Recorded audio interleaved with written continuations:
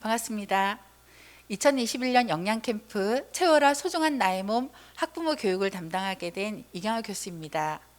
오늘 저는 여러분들과 내 아이 숨은 키 찾기 10cm를 찾아라 라는 주제로 이야기를 나눠보고자 합니다.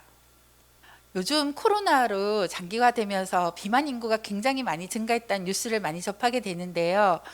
보통 3kg 이상 체중이 증가했다고 응답한 비율이 성인들의 경우에 46%가 되었다고 합니다. 남자보다는 여자가 더 많았다고 하고요. 그 이유를 보니까 하루에 운동 빈도가 적었다거나 또 영상 시청 시간이 길었다는 이런 얘기들이 답변이 많았습니다. 또 특히 코로나 장기화로 평균 한 5.8kg 정도가 증가했다는 답변이 많았는데요. 좀 전에 말씀드린 것처럼 운동 빈도가 적었다는 것도 있지만 배달 음식을 많이 먹었다 이런 것들도 체중 증가의 원인으로 이야기되고 있습니다. 아이들은 어땠을까요? 코로나로 달라진 아이들의 일상을 살펴보면 여기 서울시 어린이 기자들을 대상으로 집콕 생활을 하면서 좋았던 점은 뭐고 안 좋은 점은 뭔가요? 라고 물어봤어요. 안 좋았던 점 중에 움직이지 않아서 살이 찐다라는 응답이 많았죠. 아이들도 움직이지 않으니까 살이 찌는 점이 집콕 생활의 가장 나쁜 점으로 들었습니다. 또 집콕 생활을 하니까 좋은 점은 뭔가 물어봤더니 늦잠을 잘 수 있다. 또 게임이나 웹툰 같은 이런 영상이나 게임 같은 걸 많이 할 수 있다. 이런 것들을 보면 어른들 못지않게 아이들도 움직이지 않고 영상을 많이 보고 늦잠을 자고 뭔가 생활 패턴이 불규칙했을 거라는 생각이 들죠. 그러다 보니 역시나 집콕과 원격 수업으로 인해서 어린이들이 비만 인구가 굉장히 많이 늘었다는 뉴스를 또한 접할 수 있습니다. 코로나 이전에 비해서 코로나 이후에 비만 아이들 과체중 이상이 굉장히 많이 증가했고요. 특히 정상 체중군의 9.5%가 비만 아동으로 이동했다라는 소식을 접할 수 있습니다. 이러한 이유들은 성인이든 아이든 우리가 배달 음식이라든지 포장 음식 이런 것들을 많이 먹을 수밖에 없는 생활을 하게 되다 보니까 더 이러한 패턴이 비만 인구가 늘었다든지 이런 것들이 많이 나오는 것 같습니다. 특히 우리가 배달 음식을 해 먹으면 여기 사진에 보시는 것처럼 통닭이라든지 또는 뭐 피자, 떡볶이, 그냥 떡볶이도 아니고 치즈가 들어간 치즈 떡볶이, 그 다음에 뭐 또 우리가 또 많이 좋아하는 족발이라든지 뭐 이런 것들을 또 많이 드시더라고요. 닭튀김 이런 것들이 다 기름진 음식을 많이 먹다 보니까 이 사진만 보더라도 비만이 많이 늘었겠구나. 또 1인분 배달하는 게 아니라 뭐 2, 3인분을 같이 좀 많이 배달을 해서 드시는 경우들을 또 많이 보게 되죠. 또 저희가 이제 부모님들을 대상으로 서울에서 이제 조사를 해봤어요. 한 8,000명 정도 되는 부모님들께 아이들을 어떤 이렇게 식생활 관리를 함에 있어서 가장 걱정되시는 부분은 어떤 겁니까?라고 여쭤봤더니 잘 먹지 않는다든지 편식을 한다든지 성장이 걱정된다 이런 것들도 있지만 무엇보다도 먹는 것이 까다롭다 이렇게 답변하신 분들도 많더라는 거죠. 배달 음식이나 이런 건 좋아하지만 막상 부모님들이 이렇게 맛있게 정성 들여서 해주는 음식을 아이들이 그냥 편식하고 잘 먹지 않는 이런 것들에 대한 어려움을 또 많이 가지고 계시는 것 같습니다. 작년에 부산시 교육청에서 학부모님들 대상으로 아이들을 이제 식사 지도를 하면서 걱정되시는 부분이 뭔가요? 라고 여쭤봤더니 체중 조절이 가장 걱정이 되고 키가 성장이 어떻게 될까? 키가 잘 안 큰다든지 이런 것들에 대한 걱정이 많으셨고요. 편식에 대한 것들, 그 다음에 운동 같은 생활 습관 이런 부분들에 대해서 걱정이 많으셨어요. 이러한 걱정들을 바탕으로 우리가 뉴노멀 시대에 우리 아이들이 가정에서 어떤 식사를 하는지를 한번 저희들이 살펴봤습니다. 우리가 정상적으로 조금 골고루 올바른 식사를 한다는 거는 균형된 식생활이라고 얘기를 하는데요. 아이들은 학교에서 영양교사 선생님들로부터 이렇게 식품 구성 자전거로 5가지 군이 골고루 들어가 있는 식사를 하도록 교육을 받고 있습니다. 뭐 곡류라든지 그다음에 고기, 생선, 계란, 콩류, 그다음 채소, 과일, 우유, 유제품 이런 것들을 골고루 먹도록 교육을 이미 다 받고 있고 학교 급식도 여기에 따라서 이제 제공이 되고 있습니다. 균형된 식사는 가정에서도 어머님들이 굉장히 어떻게 균형되게 먹어야 되나요?라고 얘기를 하시는데요. 몇 끼 반찬은 고기 반찬이라 그러죠. 고기, 생선, 계란, 콩류 한두 가지, 그다음에 채소 반찬 한두 가지, 그리고 우유 같은 것들도 아이들 성장기에 있기 때문에 한두 번 정도, 과일 간식도 한두 번, 그리고 몇 끼 결식하지 않고 몇 끼 이렇게 세 끼를 잘 챙겨 먹는 이런 식사가 균형된 식생활이라고 얘기할 수 있습니다. 좀 전에 보여드렸던 것들을 조금 사진으로 한번 설명을 드리면 몇 끼 밥, 그 다음에 곡류가 들어가죠. 그 다음 고기, 생선, 계란, 콩류를 고기 반찬으로도 드실 수도 있고 뭐 된장국에 두부라든지 고기를 넣어서 고깃국 이렇게 드셔도 되고, 그 다음 채소 반찬 나가고요. 그 다음에 과일이라든지 우유 이런 것들을 간식으로 제공하도록 되어 있습니다. 그렇게 제공되는 식사가 우리 아이들이 학교에서 먹는 학교 급식이 가장 균형된 식사의 대표적인 사례라고 할 수 있습니다. 어머님들 여기 보시면 학교 급식 어떠세요? 요즘 저는 가장 맛있는 음식이 뭐냐고 물어보면 남이 해준 음식은 제일 맛있더라고요. 제가 하는 음식이 그만큼 시간과 노동이 굉장히 많이 들어가는 거죠. 식사 준비하는데 우리 주부님들의 그 에너지가 굉장히 많이 소모되지 않습니까? 그런데 학교에서는 이렇게 균형된 식사를 이렇게 맛있게 아이들에게 제공할 수 있으니까 얼마나 좋습니까? 그런데 요즘에 아이들이 원격 수업이나 이런 걸로 학교에서 이런 식사를 잘 제공받기가 좀 어렵죠. 매일 등교하는 게 아니다 보니까. 그래서 이런 학교 급식을 잘 이제 먹을 수 없으면 가정에서 이제 이런 식사를 잘 먹을 수 있어야 될 텐데, 과연 우리 아이들은 학교에서 말고 가정에서 어떤 식사를 하는지 저희가 조사를 해봤습니다. 작년에 저희가 온라인 영양 캠프를 했을 때 아이들이 이제 식사를 자기가 먹은 것을 사진을 찍어서 이렇게 보내줬는데요. 여기 보시면 어떤가요? 탄수화물이 굉장히 많죠. 여기 지금 빵이라든지 감자튀김이라든지 뭐 이런 것들을 보시면 탄수화물 식품이 과다합니다. 요즘에는 탄수화물이 뭐 비만의 적인 것처럼 얘기하는데 탄수화물이 꼭 나쁜 건 아닌데요. 아까 좀 전에 보여드렸던 5가지 식품 구성 자전거에 있던 5가지 식품이 골고루 들어있나요?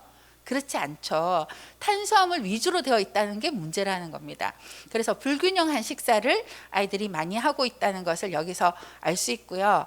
그 다음에 여기 보면은 어머님이 굉장히 또 정성스럽게 잘 차려주셨어요. 그런데 위에 사진은 식판을 맨 처음에 어머니가 차려주셨을 때의 사진이고, 밑에는 다 먹고 나서 한번 찍어보세요 했더니 아이들이 찍어 보내준 건데 어떤가요? 야채 반찬이나 이런 걸 남겼죠. 먹지 않고. 어머님이 잘 챙겨주셨지만 남긴데요.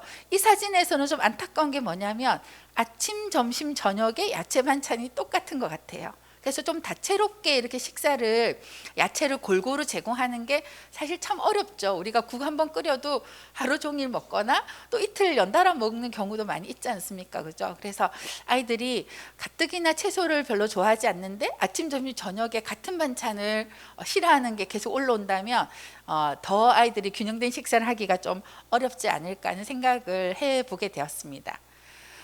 이처럼 코로나로 어린이나 청소년들의 비만이 급격히 많이 증가했는데요.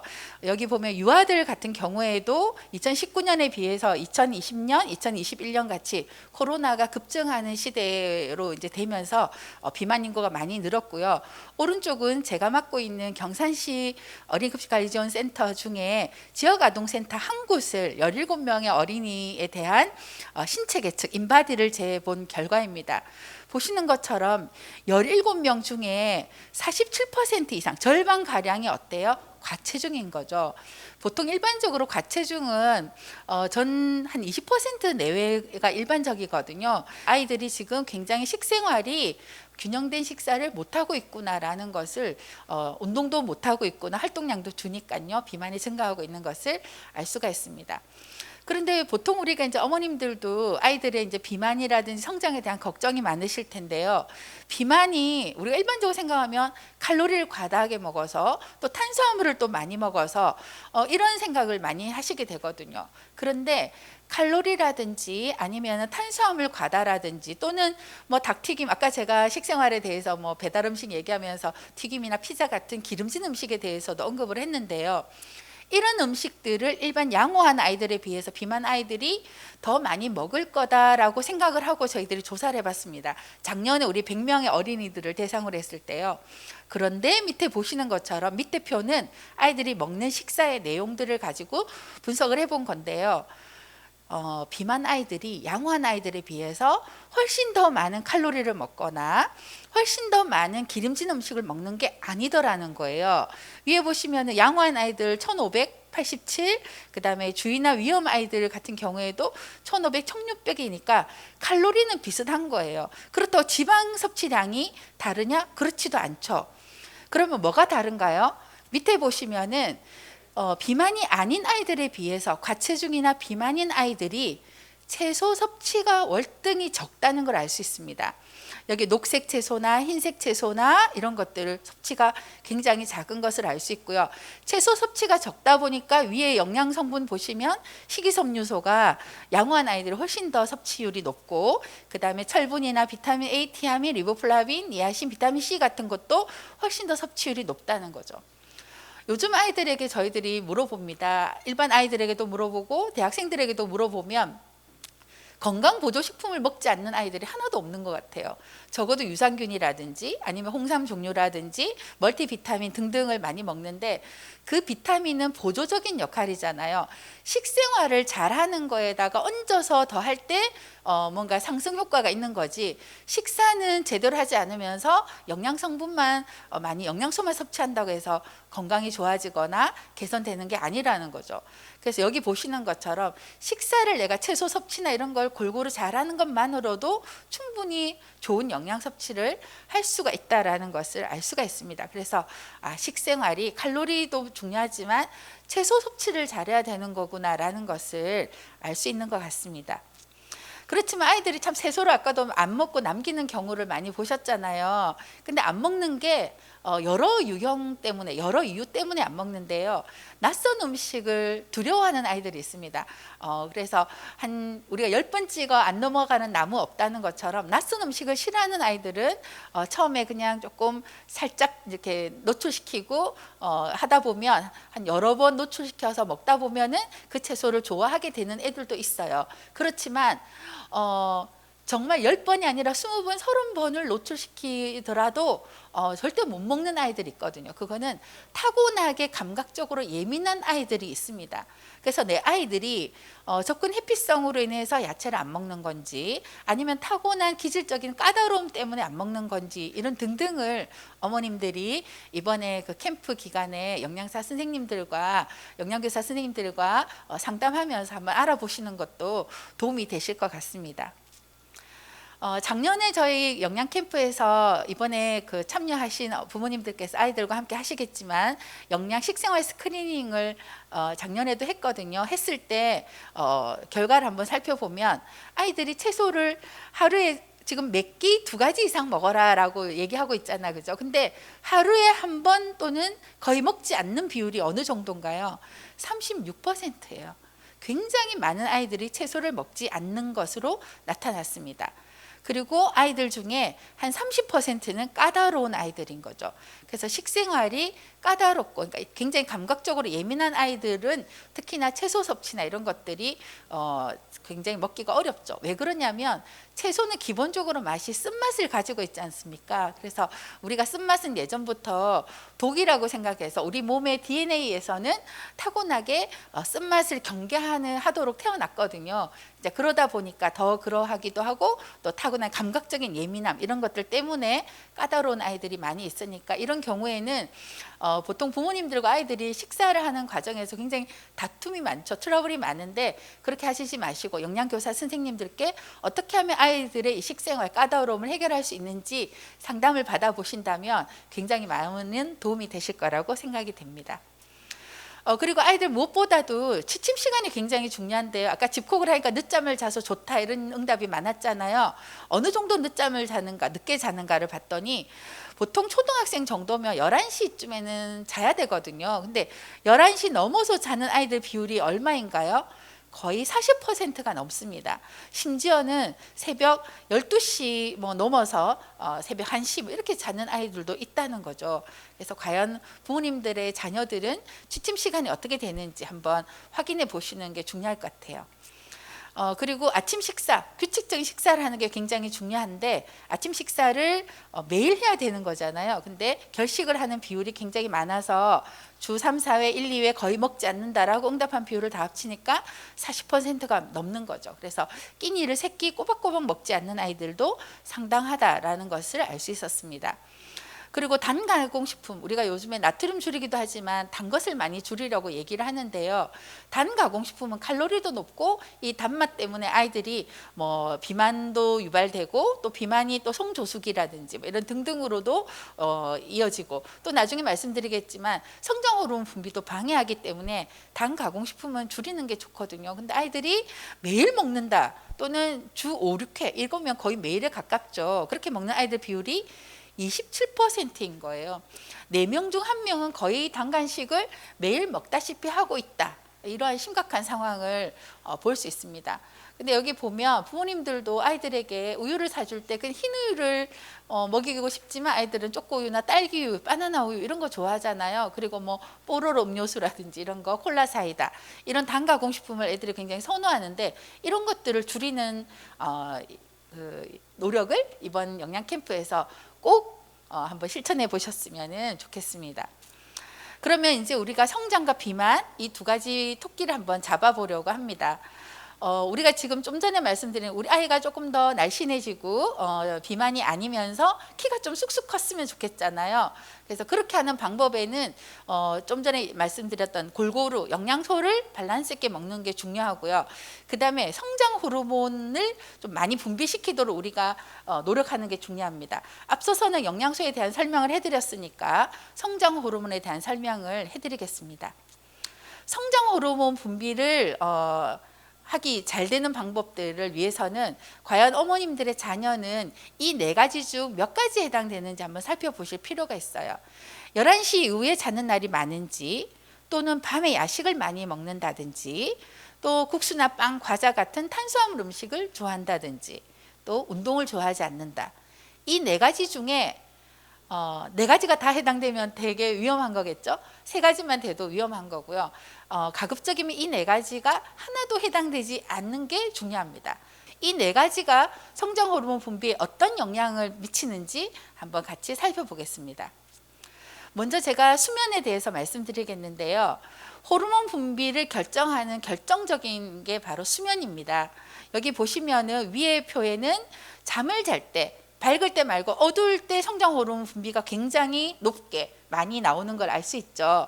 밑에 표에서 보시면 깨어 있을 때보다 잠을 자고 있을 때 성장 호르몬이 훨씬 더 많이 분비되고 있는 걸 알 수 있습니다.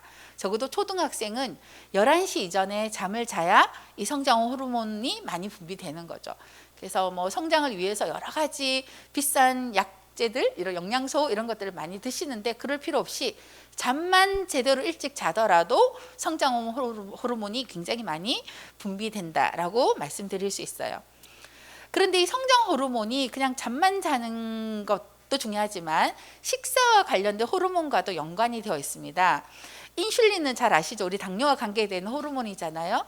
인슐린은 식사 1시간 이후에 분비되는 호르몬인데 성장 호르몬 분비를 억제합니다. 근데 반대로 좀 어렵지만 그렐린이라는 호르몬은 위가 비어 있을 때 분비되는 호르몬이거든요. 이거는 성장 호르몬 분비를 촉진합니다. 그러면 우리가 식사를 하잖아요. 식사를 하고 나서 직후에 되면은 음식물이 위로 내려갈 거고요. 1시간이 지나고 나면 이제 밑으로 이제 대장 쪽으로 내려가게 되죠. 위가 비어지는 이 시간부터 성장 호르몬 분비가 촉진되게 되는 거죠. 그래서 식사한 직후라든지 또는 위에 음식이 이제 차 있는 동안 또는 혈중에 당이 있을 때는 성장 호르몬 분비가 안 되고요. 식사를 하고 나고 시간이 한참 좀 지난 다음에서는 이제 비로소 성장 호르몬이 분비가 됩니다. 그렇기 때문에 뭐가 중요하냐면 잠을 제가 이제 11시에 자라고 했잖아, 그죠? 그런데 잠을 잘 때 속이 이렇게 비어져 있는 상태, 예를 들어서 우리가 7시 정도에 저녁을 드셨으면 아이가 10시에 잠을 자잖아요. 그쯤 되면 위가 이제 비어 있어요. 그때 되면 한 12시쯤에는 성장 호르몬 분비가 막 많이 나오겠죠. 그런데 주로 이제 부모님들이 맞벌이인 경우에 이런 경우들이 많더라고요. 늦게 부모님이 이제 퇴근하고 오시면서 야식을 하거나 이제 또는 뭐 통닭이나 이런 거 시켜 드시고 이러면서 야식을 늦게 또 먹게 되면 야식을 먹고 또 배가 부르면 또 잠이 금방 와요. 저도 경험해 본 상황이지만 야식을 먹고 잠을 바로 자면은 성장 호르몬 분비가 어때요? 월등히 떨어지는 거죠. 그래서 잠을 일찍 자는 것도 중요하지만 위가 비어져 있는 상태로 잠을 자는 게 중요합니다. 그래서 야식을 먹지 않는 게 무엇보다도 중요하다. 야식을 먹고 싶으면 저녁을 조금 줄이고 일찍 조금 같이 뭐 통닭이나 이런 걸 절대 먹으면 안 된다 이런 얘기는 아니에요. 드시더라도 조금 양을 줄이고 그다음에 먹는 시간을 조절하시고 이런 노력들이 필요하다라고 말씀드릴 수 있겠습니다. 그리고 아까 제가 단 간식 줄이는 거에 대해서 말씀드렸는데요. 단 간식을 많이 먹게 되면 단 간식에는 과당이라든지 이런 단순당이 많이 들어있거든요. 이 단순당이 고혈당 이런 걸 유발해서 성장 호르몬 분비도 떨어뜨리지만 결국은 비만으로 이어지게 되고 이 비만이 특히 여자아이들에게는 성조숙 문제까지도 야기할 수 있기 때문에 단 간식은 줄이는 게 좋습니다. 이 단 간식을 어느 정도까지 허용할 수 있느냐라고 얘기하면 그냥 우리 요즘 과일을 사라고 해도 뭐 브릭스 얼마다, 브릭스 12 뭐 이렇게 나오는데 그거는 100g당 당이 어느 정도 들어있는가를 나타내는 거거든요. 그래서 당도가 높은 과일을 우리가 많이 선호하는데 천연으로 들어있는 당 말고요. 우리가 가공식품을 만들 때 첨가하는 과당이라든지 설탕이나 이런 것들을 기준으로 잡았을 때 보면 우리가 성인들의 한 2000칼로리 정도 식사를 하시거든요. 그 기준에 한 50g 정도, 약 한 이 기준 첨가당 같은 경우에는 10% 정도를 제가 권장해요. 그러면 200칼로리가 설탕으로 치면 50g 정도거든요. 이 정도 양을 하루에 권장량으로 하는데 각설탕 17개 정도죠. 하루에 이렇게 우리 많이 먹어도 돼? 라고 생각이 드시잖아요. 다음 사진 한번 보시면 코카콜라 같은 경우에 한 컵에 각설탕 5개가 들어있는 거예요. 근데 우리가 한 컵만 먹나요? 아이들 보통 보면 500ml 하나 사서 그냥 꿀떡꿀떡 다 먹죠. 그럼 500ml에 적어도 몇 개 들어있을까요? 10개 가량에 가깝게 들어있을 거죠. 그러니까 우리가 먹는 이런 탄산음료라든지 또는 딸기잼이 들어있는 떠먹는 요구르트 이런 것들도 아이들이 많이 좋아하고요. 심지어는 스포츠 음료라든지 그 외에도 여러 가지 빵 종류나 이런 것들에도 설탕이 엄청 많이 들어가 있거든요. 그래서 이러한 지금 여기 사진에 보여지는 이러한 간식들을 많이 먹는다는 거는 내가 첨가당을 많이 섭취하고 있는 상황이 된다라는 거를 명심하시는 게 좋겠습니다. 그리고 우리가 이제 이런 걸 좀 줄이려고 플레인 요구르트도 이불로 이제 선택을 하시는데요.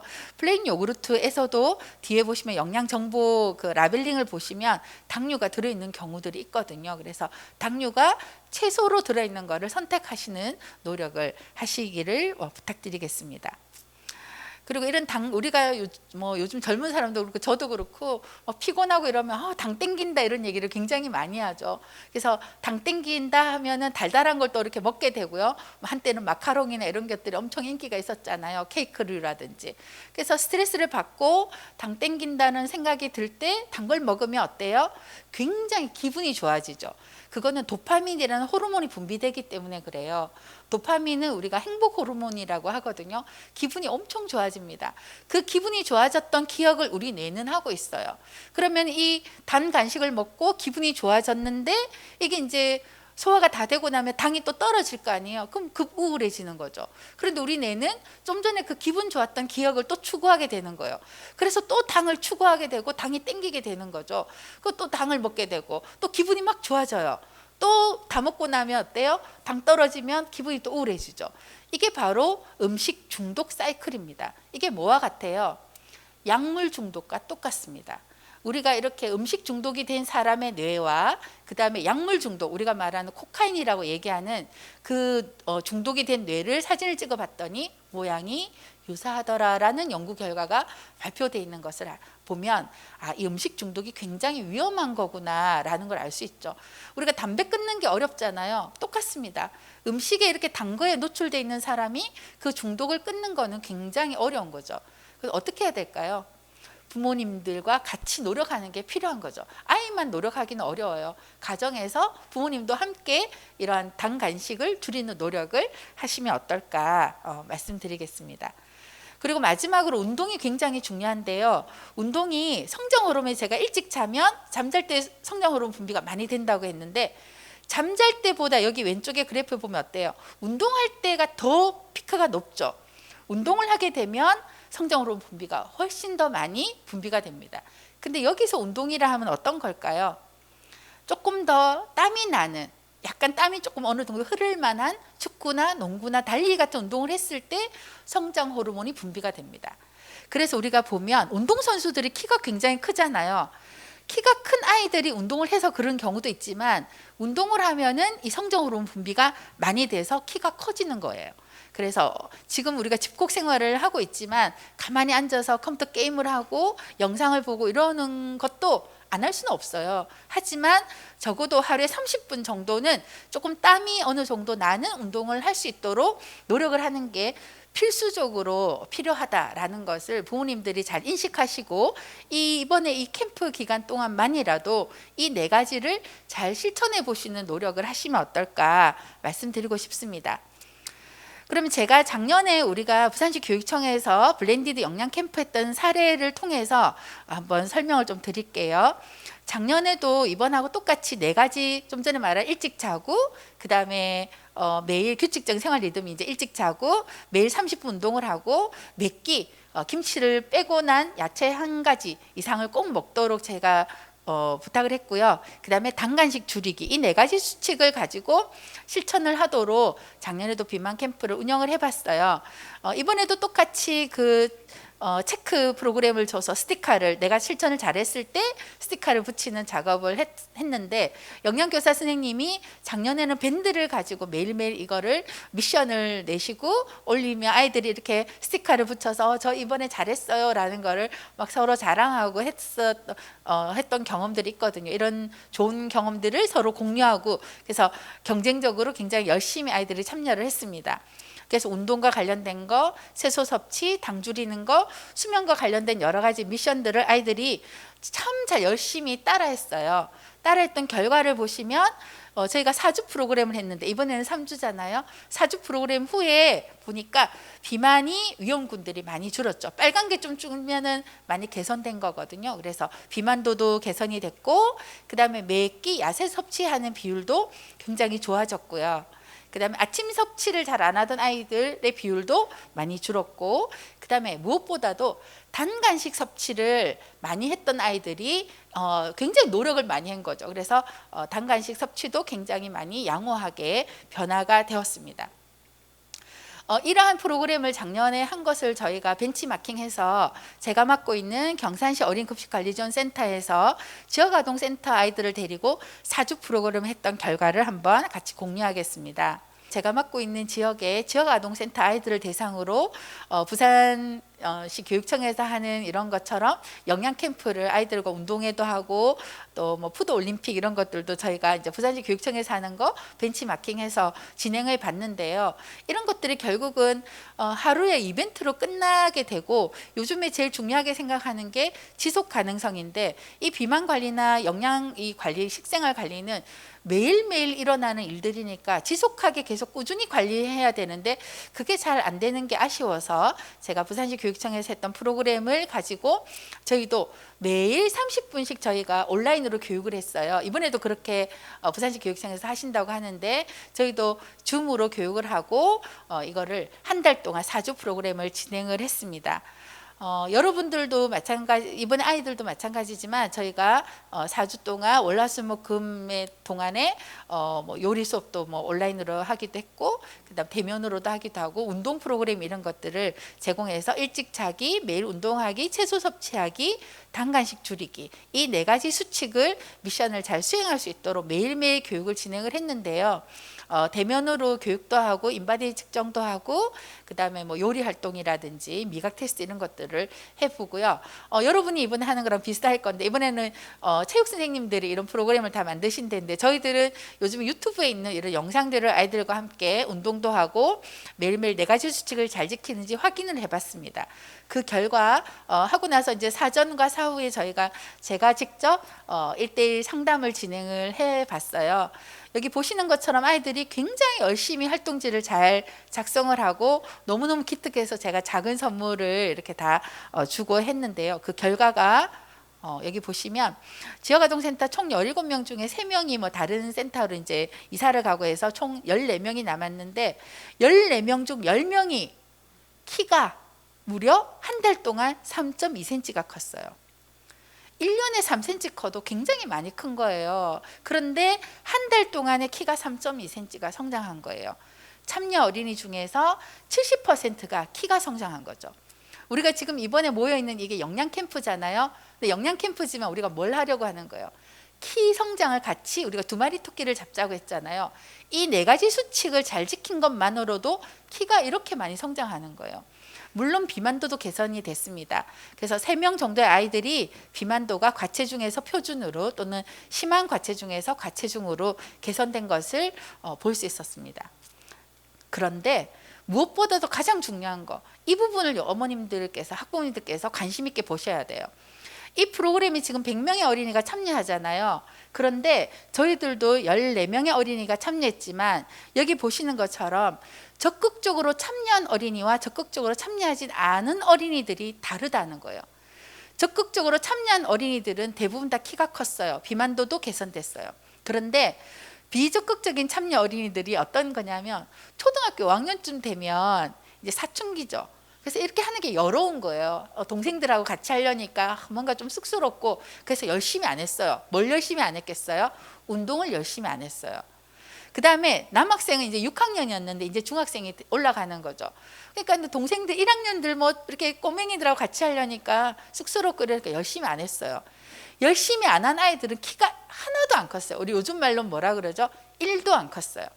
그런데 초등학교 저학년 아이들은 굉장히 열심히 참여했습니다. 열심히 참여하다 보니 키도 크고 BMI도 개선되는 것을 알 수 있는 거죠. 결국은 뭔가요? 실천이 가장 중요하다는 겁니다. 그래서 지금 부산시 교육청에서 이번에 굉장히 많은 분들이 많은 에너지를 쏟아서 좋은 프로그램을 만들었지만 실천하지 않으면 아무 소용이 없는 거예요. 비만도는 고사하고 키가 1도 크지 않는 상황을 만들 수도 있지만 열심히 참여하면 어떻게 돼요? 비만도도 개선되고 키도 크고 이런 좋은 결과를 얻을 수 있을 거라고 저는 장담하고 싶습니다. 이 사업을 제가 지역아동센터 애들과 하고 나니까 센터장님께서 보통 지역아동센터는 간식을 이렇게 뭐 유통기한이 다 돼가는 이런 간식을 후원받아서 많이 주다 보니 주로 빵이나 이런 것들을 많이 주더라고요. 그런데 아이들이 그걸 안 먹으려고 한다고 하더라고요. 아이들이 안 먹으려고 하니까 후원받아서 주는 간식을 줄 수 없고 뭐 초코파이나 과자나 이런 걸 주다가 이걸 안 주면 이제 내가 뭘 줘야 될까? 과일 같은 거나 이런 걸 이제 주려고 내가 다시 생각을 하게 됐다라는 말씀을 하셨고요. 아이들도 내가 운동을 하면 키가 큰다는 걸 알게 됐다. 또 야채를 내가 이걸 하면서 많이 먹게 됐다. 운동을 하면 힘들지만 개운하고 좋았다. 이런 아이들의 좋은 긍정적인 반응을 얻게 됐습니다. 이 프로그램은 지금 이번에 부산시 교육청에서 기획하는 이 프로그램도 아이들에게 지금 부모님들이 받고 계신 이 교육처럼 키가 크는 게 그냥 옛날에는 야 시금치 먹으면 뽀빠이가 힘이 난다 이렇게 가르치던 시대는 지났어요. 요즘 아이들 굉장히 똑똑합니다. 내가 키가 크려면 어떻게 해야 되는지를 과학적으로 선생님이 설명을 하고 수업을 하실 거예요. 그러면 어머님들도 이걸 아시고 같이 공유하시고 우리가 일찍 자야지 키가 크겠다 그지? 근데 선생님이 그러셨잖아. 성장 호르몬 분비가 된대. 야식 먹고 자면 성장 호르몬 분비가 적게 된대. 야채 많이 먹어야 된대. 이런 것들을 같이 아이들과 과학적인 내용을 이야기하시면은 아이들이 스스로 하고 싶다는 동기부여가 될 거라고 생각이 듭니다. 이 사진은 뭔 것 같으세요? 아까 맨 처음에 제가 보여드렸던 거에 보면 코로나로 비만 인구가 증가했는데 성인들의 평균 얼마 늘었다는 뉴스가 있었나요? 5.8kg였거든요. 제가 딱 5.8kg가 늘었어요. 작년 12월에서 3월 달까지. 도저히 안 되겠더라고요. 지금도 꽤 날씬한 편은 아니지만 갑자기 한 6kg 정도가 이렇게 증가해서 이게 아니다. 그래서 지역아동센터 아이들을 교육을 하면서 저도 같이 실천을 했는데요. 이 사진이 제가 매일매일 먹었던 식사를 기록한 사진입니다.